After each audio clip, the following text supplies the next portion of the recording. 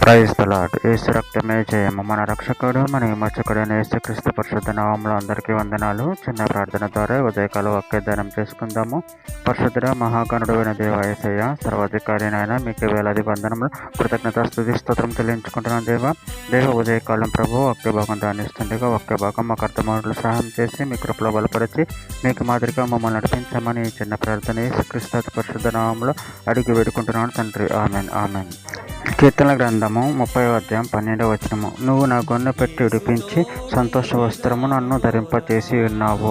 యెహోవా నా దేవ, నిత్యము నేను నిన్ను స్తుతించెదను. ఆమెన్. దేవుడి వాక్య భాగం దీవించిన గాక. ప్రభునందు ప్రియులారా, ఇక్కడ వాక్య భాగంలో గమనించినట్లయితే నువ్వు నా గొన్నె పట్టి విడిపించి సంతోష వస్త్రము నన్ను ధరింపచేసి ఉన్నావు. యెహోవా నా దేవ, నిత్యము నేను నిన్ను స్తుతించెదను. అదేవిధంగా వాక్య భాగంలో గమనించినట్లయితే కీర్తనల గ్రంథం 71వ అధ్యాయం 23వ వచనం, నేను నిన్ను కీర్తించినప్పుడు నా పెదవులను నీవు విమోచించిన నా ప్రాణంను నిన్ను గుర్చి ఉత్సాహధ్వని చేయును. కీర్తనల గ్రంథం 146వ అధ్యాయం 1-2 వచనాల్లో, యెహోవాను స్తుతించుడి నా ప్రాణమా, యెహోవాను స్తుతింపుము. నా జీవిత కాలమంతివు నేను యెహోవాను స్తుతించెదను. నేను బ్రతుక కాలమంతివు నా దేవుని కీర్తించెదను.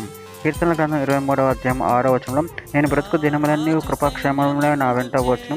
చిరకాలం యెహోవా మందిరంలో నేను నివాసం చేసేదను.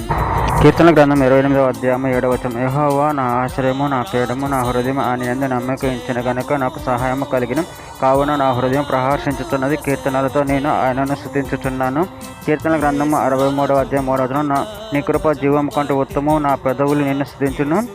కీర్తనల గ్రంథం 108వ అధ్యాయం 1వ వచనం, దేవా నా హృదయము నిబ్రంగా నున్నది, నేను పాడుచు స్తుతి గానం చేస్తును, నా ఆత్మ పాడుచు గానము చేయును. కీర్తనల గ్రంథం 118వ అధ్యాయం 15వ వచనం, నీతిమంతుల గుడారంలో రక్షణ గూర్చిన ఉత్సాహ సునాదము వినపడును. యెహోవా దక్షిణ హస్తము సాహస కార్యములను చేయును. కొలసీలకు రాసిన పత్రిక 3వ అధ్యాయము 16వ వచనం, సంగీతములతోనూ కీర్తనలతోనూ ఆత్మ సంబంధమైన పద్యములతోనూ ఒకరికొకరు బోధించుతూ బుద్ధి చెప్పుచు కృపాసహితంగా మీ హృదయంలో దేవుని గూర్చి గానము చేయొచ్చు సమస్త విధములైన జ్ఞానంతో క్రీస్తు వాక్యం మీలో సమృద్ధిగా నివసింపనీయుడి. ప్రసంగి గ్రంథము 7వ అధ్యాయం 14వ వచనం, సుఖదినం నందు సుఖముగా ఉండము, ఆపద్దినం నందు యోచించము. తాము చనిపోయిన తర్వాత జరుగు దానిని నరులు తెలుసుకొనుకుంటున్నట్లు దేవుడు సుఖ దుఃఖములను జతపరిచి ఉన్నాడు. చివరిగా ఒక మాట, కీర్తన గ్రంథం 145వ అధ్యాయం 21వ వచనం, శరీరులందరూ ఆయన పరిశుద్ధ నామమును నిత్యము సన్నుతించుదురుగాక. ఆమె. దేవుడి వాక్య భాగం దీవించిన కాక చిన్న ప్రార్థన చేసుకుందాము. పరిశుద్ధుడ మహాగణుడైన దేవ యేసయ్య, మీరు ఇచ్చిన వాక్యదాన్ని బట్టి ప్రభు కృతం చెల్లించుకుంటూ, ప్రభువా మీ ప్రేమలో కృపల ప్రభు మమ్మల్ని నిరంతరం కాచి కాపాడి మీకు మాదిరిగా మమ్మల్ని నడిపించమని చిన్న ప్రార్థన యేసుక్రీస్తు పరిశుద్ధ నామములో అడిగి వేడుకుంటున్నాను తండ్రి. Amen amen amen.